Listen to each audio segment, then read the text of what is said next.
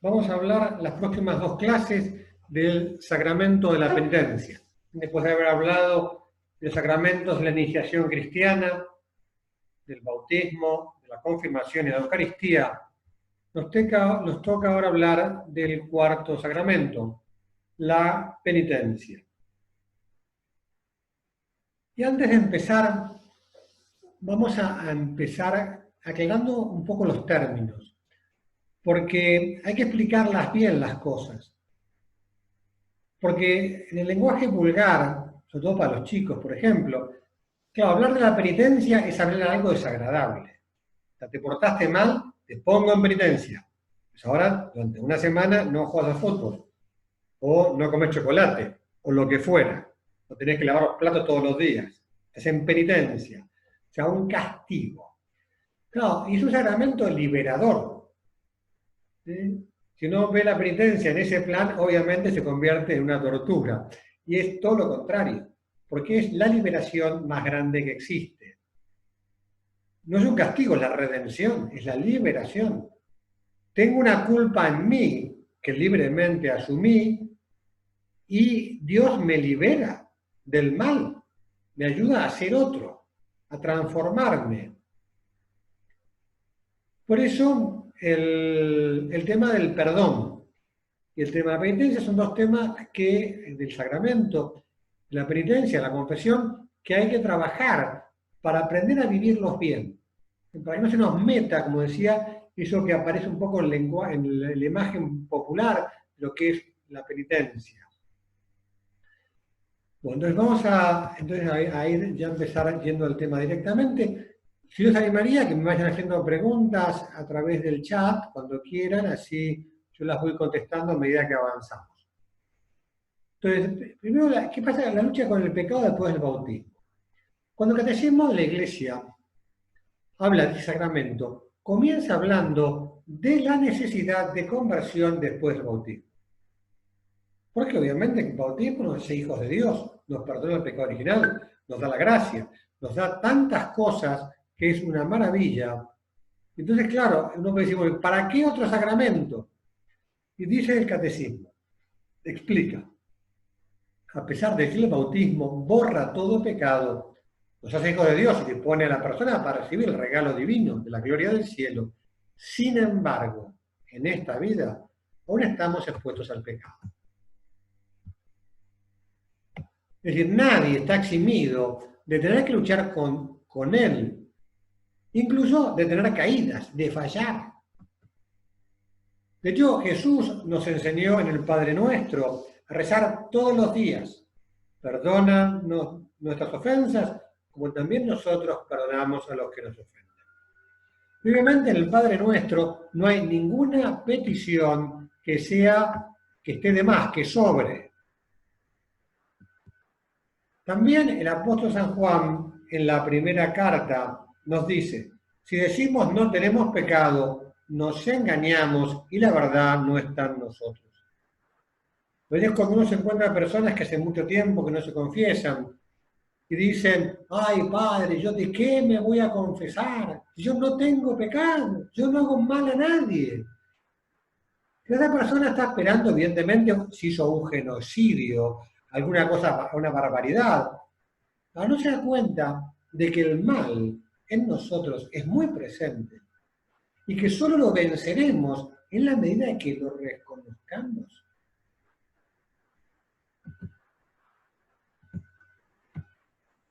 San Pablo les escribió a los primeros cristianos que ya estaban bautizados.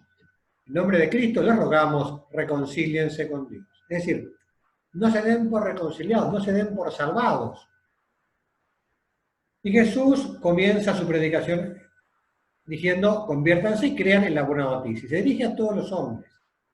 Y esas palabras de Jesús, que son el comienzo de su vida pública, siguen valiendo para todos. Porque todos tenemos que convertirnos y reavivar nuestra fe. Por eso la Iglesia habla de dos conversiones. Una primera conversión, que es la conversión con la cual uno alcanza la fe, llega a conseguir la vida cristiana. Y Una segunda conversión, que no es una, sino que, como dice el catecismo, es tarea ininterrumpida de toda la vida. O sea, vos y yo tenemos que convertirnos hoy, mañana, pasado y todos los días de nuestra vida. ¿Cómo se realiza esa conversión? A través de la penitencia interior. ¿Qué es la penitencia? Dice, la explicación es que la conversión no es algo exterior, comienza en nuestro interior, con un acto de arrepentimiento. Porque uno ha contrariado la voluntad de Dios y busca activamente eliminar ese desarreglo que hay en nuestra vida con todas sus consecuencias. Porque evidentemente el pecado deja huella en nosotros. A veces la gente quiere ser libre, pero no quiere las consecuencias de su libertad. Y eso es absurdo. Porque gran parte de nuestra libertad es que nos adquirimos con nuestras acciones todo el fruto de nuestras acciones, sean buenas o sean malas. Entonces, la virtud de la penitencia interior, ¿en qué consiste? Consiste en una reorientación radical de toda nuestra vida. O sea, uno está yendo para un lado y se da vuelta y retorna. Cambia la dirección en que se dirigía. O sea, un retorno, una conversión a Dios con todo nuestro corazón. Una ruptura con el pecado. Una aversión al mal. Con repugnancia hacia las acciones que hemos cometido. Esa es la conversión. Y al mismo tiempo comprende, incluye el deseo, la resolución de cambiar de vida. Obviamente confiando con mucha esperanza en la misericordia de Dios y la confianza en la ayuda de su gracia para efectivamente cambiar. O sea, obviamente, si yo a vos voy y te enojado, un día voy, agarro una masa y te rompo el parabrisas del auto, ¿qué es convertirme? Evidentemente es rechazar de todo corazón lo que he hecho. Si yo estoy feliz de haberte roto el auto, obviamente, aunque te diga, ay, perdón, lo lamento, es un cuento chino y es mentira. O sea, el querer liberarme de esa acción que he hecho supone, primero, el rechazo que yo mismo haga de ella. Si yo no rechazo las acciones malas que he hecho, esas acciones permanecen en mí. Una cuestión de libertad. Dios no me saca lo que yo no quiero sacarme. Por eso, esta penitencia interior es ese cambio, ese deseo de arrancar de mi vida eso que no quiero. Eso que es una mancha en mi biografía, más que una mancha, y que yo no quiero que esté. Por eso la penitencia no es solamente una obra exterior. Una persona puede hacer 20 horas de penitencia y que fuera una farsa. Yo puedo ir y pedirte perdón, te puedo pagar el parabrisas, pero sin embargo, si yo en mi corazón sigo feliz de haberte roto el parabrisas, decir, claro, dejé sin auto una semana, qué bárbaro, Claro, evidentemente no me he convertido. Lo exterior ha sido una farsa, porque no va acompañado de lo interior. Las acciones exteriores tienen que ser manifestación del interior, y ahí está su valor. Por eso la conversión es una obra de la gracia de Dios que hace volver a Él nuestros corazones. El libro de Lamentaciones dice, conviértenos, Señor, y nos convertiremos. La primacía es de la gracia, como siempre, que nos mueve el corazón. Dios es quien nos da la fuerza para comenzar de nuevo. ¿Qué formas de penitencia hay en la vida cristiana? Hay muchas, evidentemente la conversión que nace del corazón no se queda encerrada en el interior del hombre, sino que fructifica en obras exteriores como toda acción humana. Los hombres, carne y hueso, cuerpo y alma, lo interior se manifiesta exteriormente. Si yo te quiero, te mostraré mi amor en muchas cosas. Y si hay arrepentimiento, mostraré, se manifestará exteriormente ese arrepentimiento. Tenderá a tener manifestaciones exteriores. ¿Por qué? Porque uno pone en juego toda la persona en todas sus decisiones. Evidentemente, las dos primeras obras de penitencia son la Eucaristía, y nosotros comenzamos el sacramento en la misa, un acto penitencial, y todos los 4 fines de la misa es el fin de reparación por los pecados, y el sacramento de la penitencia, que vamos a hablar extensamente estas 2 clases. Que Jesucristo evidentemente los instituyó para que tengamos un medio eficaz, infalible, de perdón de los pecados, de reparación, en el que se nos explica la redención obrada por Cristo. Pero no son los únicos 2 medios de obras de penitencia que tenemos. Hay muchas obras, maneras de manifestar nuestros deseos de conversión. Hay 3 formas clásicas, de las que Jesús habla en el capítulo 6 de San Mateo, por ejemplo, en el Sermón de la Montaña, pero ya antes, ya Tobías hablaba de ellas, que son las ayuno, oración y limosna. Son 3 obras clásicas con las que uno le pide a Dios perdón de sus faltas. Entonces, son expresión, evidentemente, de nuestro arrepentimiento. Las 3 formas conducen a rectificar el desorden que obró el pecado en nosotros. El ayuno no solo no es una huelga de hambre, ni es una dieta para adelgazar. Es la renuncia al gusto de muchas cosas. Evidentemente, ¿qué pasa? Antiguamente pasaban mucho hambre. Fíjense que los grandes ejemplos de cielo que hace Jesús son todas fiestas de comida, banquetes. La gente pasaba hambre.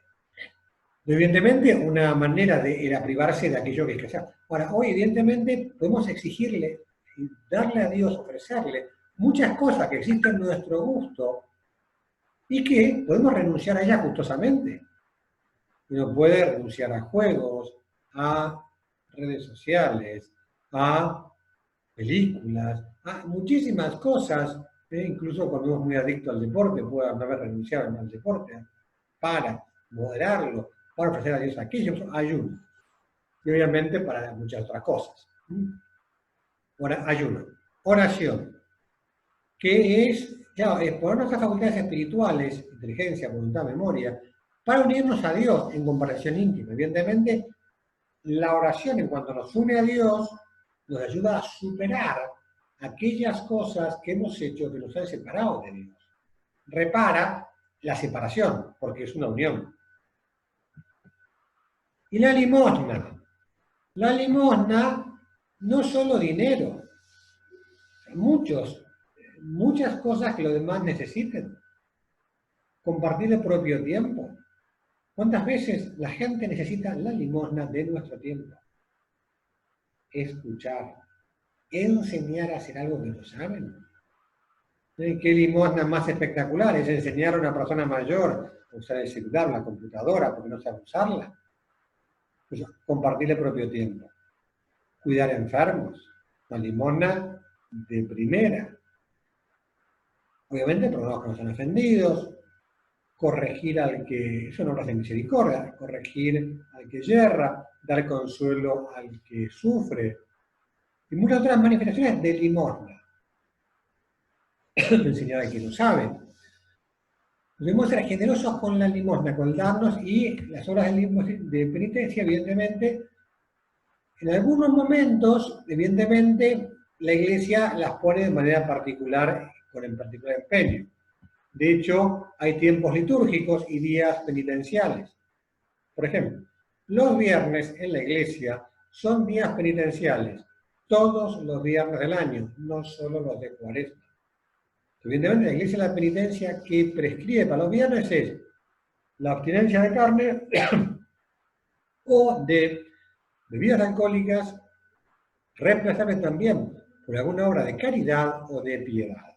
Evidentemente, la manera de cumplir el precepto de abstinencia del viernes es muy amplio. Pero sería bueno que uno se acuerde de hacer alguna obra de penitencia, que hacer ayuno, abstinencia de carne, o oración, o limosna. Los días. Y después los tiempos litúrgicos. El tiempo de Cuaresma, obviamente, es un tiempo, son 40 días de tiempo de penitencia. De hecho, por esos ornamentos de Cuaresma son morados. mientras que ahora, por lo menos en Pascua, son blancos. Claramente tiene un significado distinto. Entonces, vamos ya entonces a entrar al sacramento de la penitencia o la reconciliación, ¿no? Entonces, ¿cuándo instituye Jesús este sacramento? Enseña el catecismo. Cristo instituyó el sacramento de la penitencia en favor de todos los miembros pecadores de la Iglesia, es decir, de todos. Ante todo, para los que después del bautismo hayan caído en pecado grave, que se hayan perdido la gracia bautismal y lesionado la comunión eclesial. Entonces, en los destinatarios primarios del sacramento son aquellos bautizados que han cometido pecados graves, que le han quitado la gracia santificante. Y a través de los cuales también hieren, lastiman la comunión eclesial. Entonces, a estos, la Iglesia les ofrece la oportunidad de reconvertirse y recuperar la gracia de la justificación que habían perdido. Para Jesús, toda su vida exhortó a la penitencia y fue reconciliando con Dios. Jesús perdonó pecados muchas veces. Y podemos ver en el Evangelio, uno de los conflictos graves que tuvo con los fariseos fue cuando Jesús perdonaba pecados. Se preguntaban, ¿quién es este hombre para perdonar los pecados? Y solo Dios puede perdonar los pecados. Ellos no eran capaces de reconocer que Jesús era Dios. Y efectivamente tenían razón, solo Dios puede perdonar los pecados. Y Jesús, por ser Dios, los perdonaba. Pero hay un momento, el domingo de Pascua, Jesús resucitado, entra al cenáculo y en ese momento les otorga a los apóstoles el poder de perdonar los pecados. Es un pasaje realmente fuertísimo. Así como el otro día hablábamos sobre la penitencia, sobre la Eucaristía, de Juan 6, de cómo la promesa de Jesús sobre la Eucaristía, en el capítulo 6 de San Juan, no hay manera de interpretarla de otra manera que sea como Jesús está realmente presente en el pan y en el vino. Acá, estas palabras que vamos a ver ahora, del capítulo 20 de San Juan, que es otro capítulo, sobre todo estos dos versículos, que habría que saberlos de memoria. Cuando te dicen, che, ¿por qué me tengo que confesar? Juan 20, 22, 23. ¿Sí? Jesús entra al cenáculo, le dice, sopla sobre los apóstoles, le dice, reciban el Espíritu Santo. Y la conclusión práctica, a quienes le perdonen los pecados, les serán perdonados. A quienes se los retengan, les serán retenidos.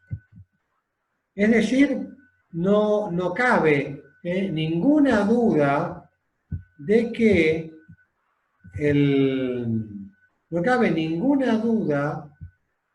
Jesús le dio a los apóstoles el poder de perdonar los pecados. En Juan 20, 22, 23. No solo de perdonar, sino de que a su juicio, a quienes le retuvieran los pecados, a quienes le negaran la absolución, les serían retenidos. Parte del poder de las llaves que Dios dio a su iglesia. Y todo lo que ates en la tierra quedará atado en el cielo, y todo lo que desates en la tierra será desatado en el cielo. Entonces, este poder, obviamente, Jesús se lo dio a los apóstoles para transmitirlo a sus sucesores. Evidentemente no son sucesores, aquellos que iban ordenando a medida que la iglesia se instalaba en el mundo, a medida que crecía la fe, de pueblo en pueblo. En cada localidad dejaban autoridades, dejaban presbíteros, precisamente con el poder de celebrar la Eucaristía y de perdonar los pecados. Entonces, este poder se transmite a los obispos, sucesores de los apóstoles, y a los presbíteros, que también son sacerdotes del Nuevo Testamento, colaboradores de los obispos en virtud del sacramento del orden. Por eso dice el catecismo, Cristo quiso que toda la Iglesia, tanto en su oración como en su vida y su obra, fuera signo, instrumento del perdón, de la reconciliación que nos adquirió con el precio de su sangre. No, Jesús es el primer interesado en perdonarnos, porque realmente Él murió en la cruz para perdonar los pecados. Ahora, si bien toda la Iglesia es instrumento de reconciliación, y tenemos que rezar por los demás, procurar interceder por ellos, acercarlos al perdón y la reconciliación. Sin embargo, el ejercicio del poder de absolución, el Señor lo confió al ministerio apostólico. Vamos a ver ahora qué nombres tiene, qué nombres se le ha dado a lo largo de la historia a este sacramento. Porque recibe diversos nombres que, según se ponga en un aspecto o en otro, los frutos del sacramento. Entonces, sacramento de la penitencia, porque consagra un proceso personal eclesial de conversión, de arrepentimiento, de reparación por parte del cristiano pecador. Es un acto de penitencia, la virtud de la penitencia, de arrepentimiento, de conversión. Los dos el primer nombre. Entonces sería el nombre de reconciliación, porque evidentemente reconcilia con Dios. Dios, de quien nos hemos apartado, de quien nos hemos enemistado, pecando, nos reconciliamos. Se le otorga el nombre de confesión también, porque la confesión de los pecados al sacerdote es un elemento esencial del sacramento. Entonces se pone como uno de los actos del penitente, que es la confesión, como nombre del sacramento. Obviamente no lo es todo. Hace falta antes de examen de conciencia, hace falta al final la absolución del sacerdote, la penitencia, pero sin embargo, a una parte esencial se le da el nombre de todo. Sacramento del perdón, porque en el momento de la absolución, Dios concede al sacerdote el perdón y la paz, ¿no? Y se le da el perdón de los pecados. De la conversión, porque evidentemente realiza la conversión a la que nos llama Cristo, y la realiza de modo sacramental. Como decimos, nosotros podemos convertirnos de muchas maneras, hacer muchos actos de penitencia, pero sacramento es uno. Vamos a ver las dos dimensiones de reconciliación que realiza este sacramento, que son la reconciliación con Dios y con la Iglesia. ¿Por qué? Porque el pecado realiza un doble mal. Dice la Lumen Gentium, que es la constitución dogmática del Concilio Vaticano II sobre la Iglesia. Quienes se acercan al sacramento de la penitencia obtienen la misericordia de Dios, el perdón de la ofensa hecha a Él, y al mismo tiempo se reconcilian con la Iglesia a la que hirieron pecando, y que colabora su conversión con la caridad, el ejemplo y las oraciones. Es decir, en el pecado hay dos ofendidos. Ofende primariamente a Dios, pero también, por la comunión de los santos, lastima a los hermanos. A veces de un modo directo. Las faltas de caridad son directamente una falta contra los demás. Pero también indirectamente. Mis pecados hacen daño a los demás en la Iglesia. Yo cuando peco no solo ofendo a Dios, tiene una dimensión vertical, ofendo a Dios, pero tiene una dimensión horizontal, que lastimo, perjudico a mis hermanos en la Iglesia. Entonces, evidentemente, la dimensión de rotura con Dios, que la penitencia cura, ¿no? Evidentemente, movido por la gracia de Dios, uno retorna al Padre, que nos amó primero, y a Cristo, que se entregó por nosotros, y al Espíritu Santo, o sea, una reconciliación con la Trinidad completa. Dice, pero los hombres están vinculados entre sí por lazos sobrenaturales. Pero no que nuestros pecados dañen a los demás. ¿Cómo? Por el lado positivo, las obras buenas benefician a todo el mundo. O sea, que vos ahora estés atendiendo clase, no solo hace bien a tu alma que aprendes más sobre la fe, estás sosteniendo al Papa y a toda la Iglesia en el mundo. Porque nuestras obras buenas tienen una dimensión muy positiva sobre los demás. Por ello la penitencia, así como nos reconcilia con Dios, necesita reconciliarse con los demás.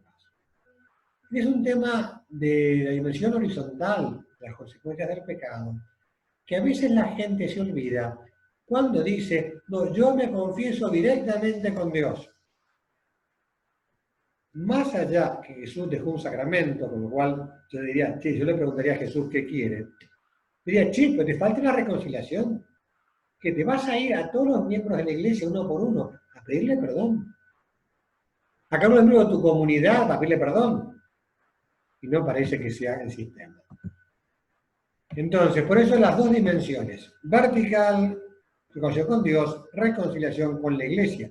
Y el sacerdote, en persona de Cristo, también representa a la iglesia. Por eso, en el sacramento de la confesión, nos reconciliamos en las dos dimensiones, vertical y horizontal. ¿Cuál es la estructura fundamental del sacramento de la penitencia? Los elementos esenciales son dos. Primero, lo que se llama actos del penitente. O sea, los actos que hace quien se confiesa para manifestar su penitencia. O sea, bajo la acción del Espíritu Santo, pero actos perdón. Y después, el segundo punto, es la absolución que le da el sacerdote. Tiene que haber, para el sacramento, los actos del penitente y la absolución del sacerdote. Algo similar, por poner la comparación, con los demás sacramentos. El bautismo, el lavado con agua, sería lo que aquí son los actos del penitente. El examen de conciencia, el dolor de los pecados, el decir los pecados. O sea, todo lo que hace el penitente es el equivalente del bautismo al agua. En la Eucaristía es el pan y el vino, que el sacerdote consagra. Bueno, lo que es el pan y el vino a la Eucaristía son los actos del penitente al sacramento de la confesión. Y este es un tema muy importante, porque a veces lo olvidamos. Como si fuera algo mágico, yo te absuelvo, sí, para un cachito. Ese yo te absuelvo actúa sobre los actos del penitente. Así como si no hay pan y vino, las palabras del sacerdote en la consagración quedan vacías y no consagran nada. Si falta arrepentimiento, obviamente el sacramento de la confesión es inválido, porque falta lo que sería el pan y el vino. Falta la materia básica, que es el arrepentimiento. Porque es un sacramento que se da el signo sacramental con una materia y una forma. La materia en este caso no son materias, sino los actos del penitente, y la forma es la absolución que da el sacerdote. Bueno, fíjense cómo casi siempre el perdón de los pecados que otorga Jesús va siguiendo, respondiendo a actos del penitente, del que está arrepentido. Aquel hombre que le rompen el techo al dueño de casa para meterlo. Jesús dice, de ver la fe de ellos, de ver la fe del enfermo y de sus amigos, hombre, tus pecados te son perdonados. Por veces Jesús dice que él no tiene médicos los sanos sino los enfermos, que no ha venido a llamar a los pecadores, a los justos y a los pecadores, a penitencia. Es decir, llama a la penitencia. Esa penitencia Jesús la hace perdonar. Cuando yo me arrepiento de mis pecados, Jesús los destruye. Se llama penitencia, esa penitencia interior, que Él hace eficaz mediante su gracia, pero que cuenta con nuestros actos. Nos basta con la pecadora que le lava los pies en casa del fariseo Simón, tus pecados te son perdonados. ¿Por qué? Porque los actos de penitencia que has hecho, has venido aquí, te has puesto a llorar a mis pies, me has lavado los pies con tus lágrimas, a estos actos de penitencia, que sería lo que sería el sacramento, los actos de penitente. Entonces lo que vamos a analizar ahora, ¿cuáles son esos actos de penitencia? La contrición, la confesión de los pecados y la satisfacción. Algunos recordarán, pero a mí me hablaban de 5 cosas necesarias para hacer una buena confesión. Bueno, aquí están las 5. Lo que pasa es que las 3 primeras están resumidas en un nombre, la contrición. La contrición incluye lo que siempre se hablaba de examen de conciencia, porque yo no puedo arrepentirme de lo que he hecho si no sé lo que he hecho. Me tengo que saber de qué le tengo que pedir perdón al Señor, de qué me tengo que arrepentir, qué quiero sacar de mi vida. Examen de conciencia, dolor de los pecados y propósito de enmienda. Evidentemente el propósito va incluido en la contrición. Volviendo al ejemplo de antes, si yo te voy a pedir perdón porque te rompí el parabrisas del auto, no tiene sentido de que si yo digo, bueno, pero la semana que viene lo rompo de nuevo, obviamente, si me falta propósito de enmienda, no tengo arrepentimiento. El arrepentimiento supone el propósito, el deseo de no querer volver a hacerlo. Vamos a analizar cada uno de estos tres elementos, que son los actos de penitencia, digamos, son muy importantes, porque son como el pan y el vino. Sin pan y vino no hay misa. Sin actos de penitencia no hay sacramento de la confesión. Entonces, en primer lugar, la contrición. ¿Qué es la contrición? Contrición quiere decir romper, destruir. Es un dolor del alma y una detestación del pecado cometido con la resolución de no volver a pecar. Como decía antes, esto supone un examen de conciencia previo. ¿Qué pasa con el examen de conciencia? A veces hay personas que, o por miedo, por respeto, o a veces otros por excusa, posponen la confesión con la excusa no estoy preparado. Alguna vez, a alguna persona que hace tiempo que venía a retiros mensuales, me acerqué a él, porque desde el primero que llegó, tenía tiempo para hablarle solas, y dije, che, ¿quieres apoyar para confesarte? Dijo, no, padre, todavía no estoy preparado. ¿A qué se refería? Se refería a que él quería resolver una serie de cosas, de pecados, antes de confesarse. Y digo, che, para un cachito. Acudí a la confesión. Pero antes ella te dará la gracia para resolver esos pecados que vos no podés resolver solo. No es que lo resuelvo solo y después me confieso. Buscar la gracia. Examen de conciencia. Pero no hace falta una gran... Para confesarse uno con 5 minutos, 10 minutos, alcanza. Y hace muchos años no se confiesan y está en un examen más largo. Es bueno tener un sistema personal de examen. Por ejemplo, uno puede repasar ámbitos. Mis obligaciones para con Dios. Estoy rezando bien. ¿Cómo rezo? Me distraigo. Por pereza lo pospongo. Le presto atención al Señor. Lo dejo para después. Mis obligaciones para con Dios. He sido puntual en misa. Después, mis obligaciones familiares.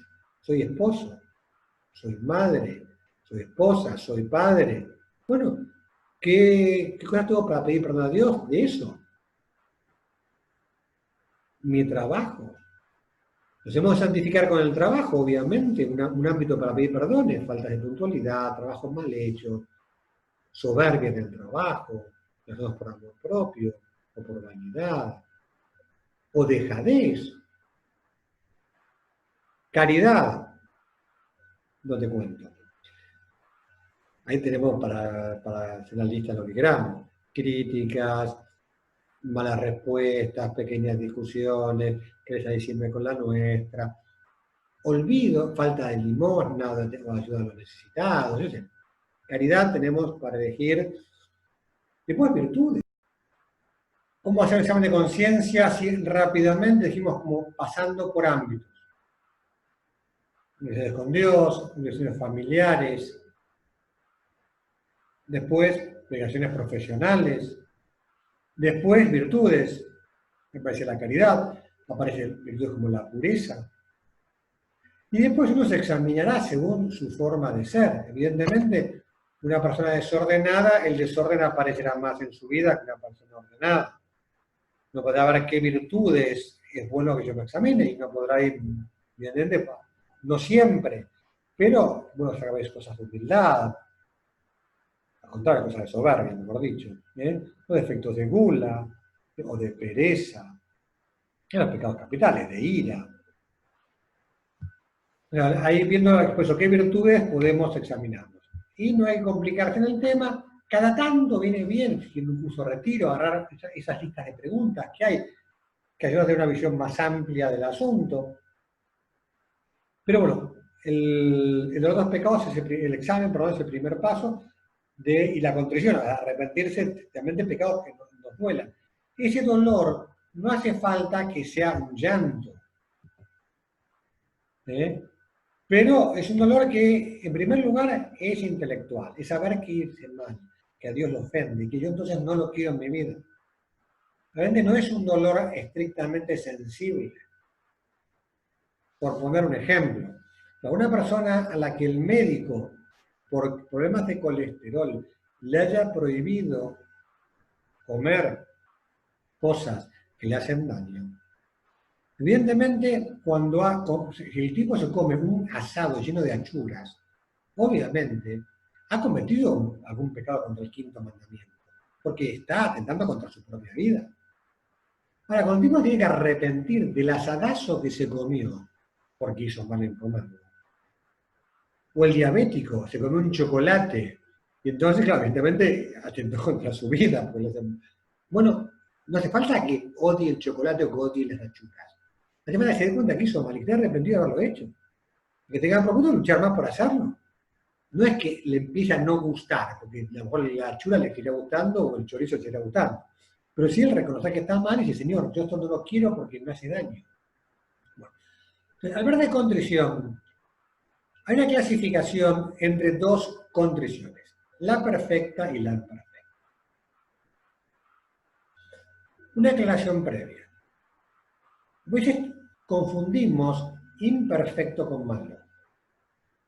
Algo imperfecto solo significa que no es perfecto. Algo bueno puede ser imperfecto, sin dejar de ser bueno. Que algo no sea más perfecto no quiere decir que sea malo. Quiere decir que tratemos de que sea más perfecto. Entonces, los dos, condición perfecta e imperfecta, son buenas las dos. Hay que procurar que haya la perfecta porque es mejor. Bueno, entonces la perfecta es la que pero la perfecta es la que brota del amor a Dios, como dice aquí. Brota el amor a Dios, amando sobre todas las cosas. Y por ejemplo, cuando uno reza el pésame, en el pésame aparecen las dos. Pésame, Dios mío, me arrepiento de todo corazón de haberos ofendido. General. Primero la perfecta. Pésame primero la imperfecta. Pésame por el infierno que merecí, por el cielo que perdí. Pero mucho más pesa, porque pecando ofendí, es tan bueno y tan grande. ¿Qué me pesa más que todo? Haber ofendido es tan bueno y tan grande como vos, que sos mi padre, que tanto me has dado. Por amor tuyo, me duele lo que he hecho. Condición perfecta. Entonces, la condición perfecta perdona los pecados veniales y también los mortales cuando incluye el propósito de confesarse cuanto antes sea posible. De hecho, en los tiempos de cuarentena, y la gente en general no puede, salvo excepciones, no puede salir a confesarse. Algunos escapan a confesarse, se confiesen, parece que es bueno que lo hagan, si pueden.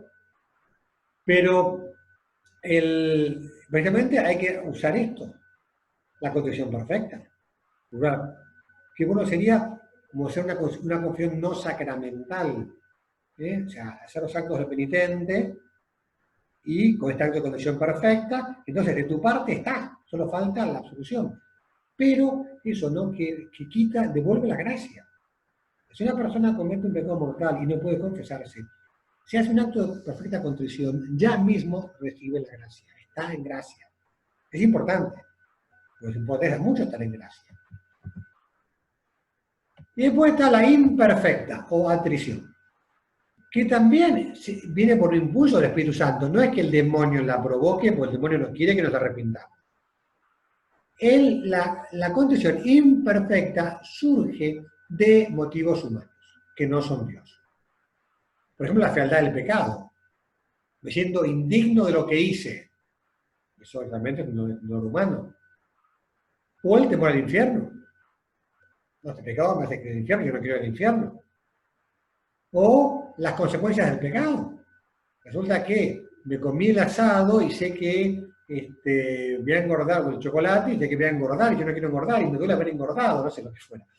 Motivos humanos que llevan a arrepentirse de lo que uno ha hecho. Son naturales, pero que no son Dios mismo. Entonces, esta es la imperfecta. Esta, evidentemente, alcanza para recibir la absolución en el sacramento de la confesión. Pero no alcanza para el perdón de los pecados fuera del sacramento. Sino que esta confesión imperfecta sí nos dispone a conseguir el perdón en el sacramento.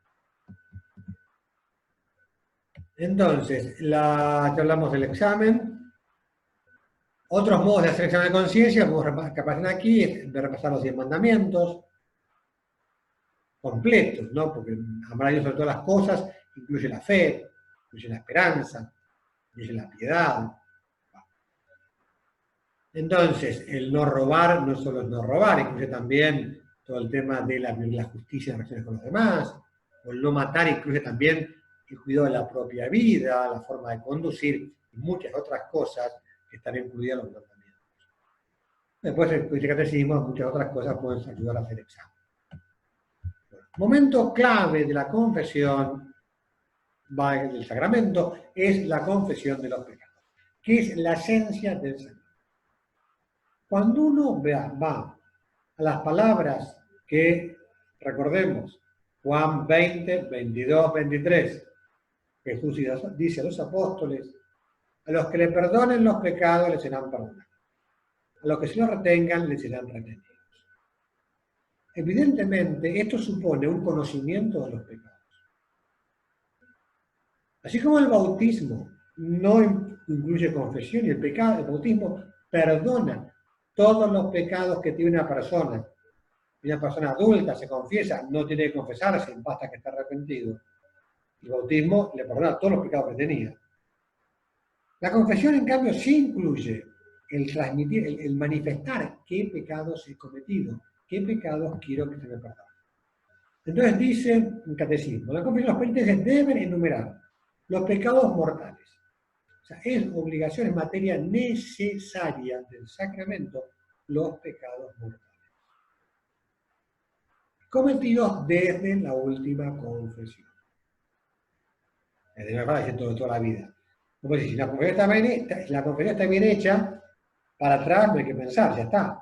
Hay que pensar solo de la última confesión bien hecha. Entonces, obligación necesaria, materia necesaria son los sacramentos, los pecados mortales.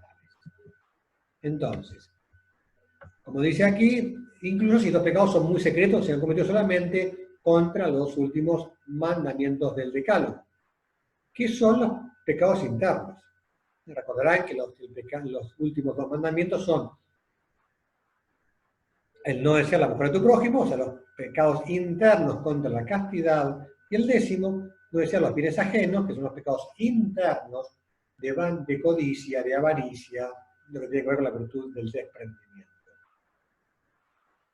¿Por qué? Porque los pecados internos también son pecados y lastiman gravemente el alma. Y son más peligrosos, ¿por qué?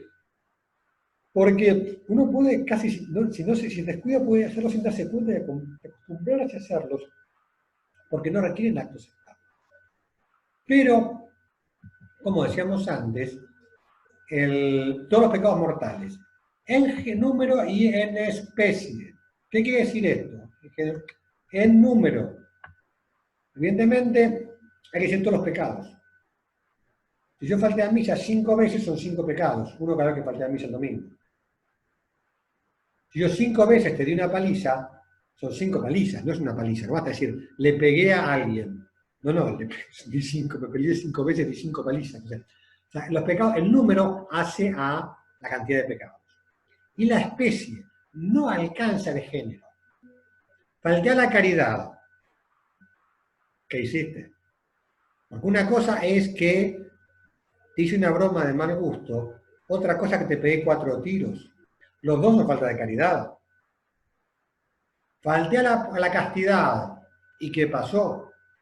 Puedo haber tenido un mal pensamiento que no rechacé con prontitud, o puedo haber hecho que lo dije barbaridad. O sea, es decir, el ámbito, la virtud no basta, es fallé contra humildad. ¿Qué cosas? O sea, hay que decir los pecados, no el género solamente, sino también la especie. Es como aquí como los animales, género, mamífero, especie, perro, gato, lo que sea. Hay que decir la especie del pecado. Bueno. Entonces, la confesión individual, íntegra, y la solución siendo el único medio ordinario para reconciliarse con Dios. Es decir, confesión individual, uno con uno, cura con un penitente. Íntegra, ¿qué es decir íntegra? De todos los pecados. Después puede haber circunstancias en las que no sean posibles los pecados. Así voy a un sanatorio, una persona que está en coma, le doy la absolución. Voy a actos de penitente, algo antes le hablo para que se arrepienta, si es que dicen que el último sentido que se pierde es el oído. Yo le hablo, aunque esté en coma, a ver si escucha, para que se arrepiente interiormente. Porque obviamente si no hay arrepentimiento, por más absoluciones que le dé, es como si le diera absoluciones a una piedra, porque faltan los actos. En un cristiano se supone que está arrepentido, no se arrepintió, no se la puedo dar. Pues supongo que se ha arrepentido y no ha podido acceder al sacramento de la confesión. A esos actos de ese arrepentimiento que supongo que él tuvo, se los doy. Pero si no lo hubiera tenido, evidentemente mi absolución no es inválida, no tiene valor. Entonces el único es pues el medio ordinario. Y la confesión de las culpas tiene muchos, ayuda muchísimo. Ayuda muchísimo el conocimiento de uno mismo.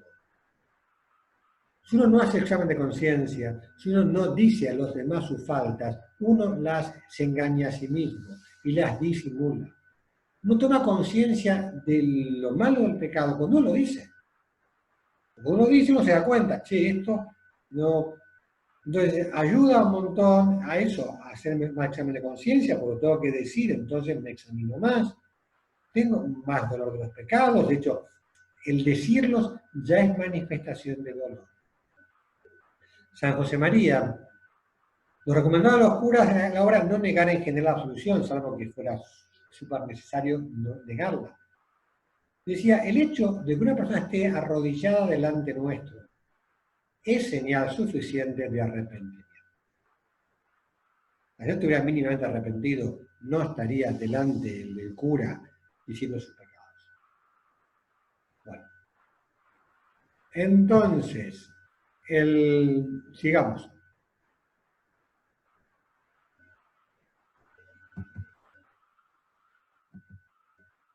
Entonces, la confesión sacramental no es un diálogo humano, sino un coloquio divino. Hay que tener cuidado de no confundir la dirección espiritual con la confesión. La confesión es parte de la dirección espiritual, pero no se identifica. Una cosa es un diálogo humano en el que una persona trata de ayudar a otra en su vida espiritual. Y otra cosa es un sacramento en el cual Dios actúa por medio de los pecados. Por eso es bueno, y le podemos hablar de la sede del sacramento. Pero, y uno puede confesar en cualquier momento, en cualquier lugar, pero está claro que cuando más sentido, es un acto litúrgico la confesión. Y no hay que perderlo de vista. Bueno, ¿qué pasa? Cuando uno se confiesa, no se somete al juicio de Jesucristo, que lo ejercita por medio del sacerdote. Y de hecho el sacerdote prescribe al penitente unas obras de penitencia para que haga y lo absuelve de sus pecados. Evidentemente, ¿cómo ayuda a crecer en humildad la confesión? Porque reconocer a otra persona nuestras propias miserias es un gran medio de purificación interior y de crecimiento en la humildad.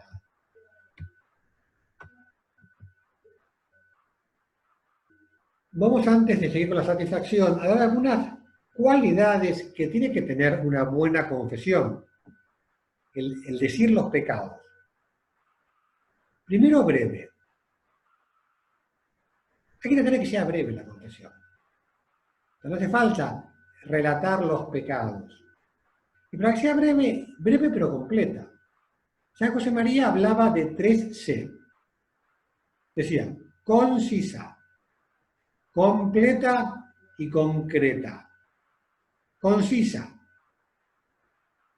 es decir, corta. No hace falta explicar los pecados. Si resulta que un marido le contestó mal a su mujer, no hace falta que empiece a explicar que esa mañana se levantó, tuvo problemas con el tráfico, después en el trabajo, después llegó a su casa y tal, 15 minutos para decir que le contesté mal a mi mujer. Mira, no hace falta. Le contesté mal a mi mujer, listo. O sea, concisa, completa. Completa es que, no, concisa quiere decir, no es que no cuento cosas porque no, todo lo completa. Lo que tengo que decir lo digo. Y concreta. Sin detalles innecesarios.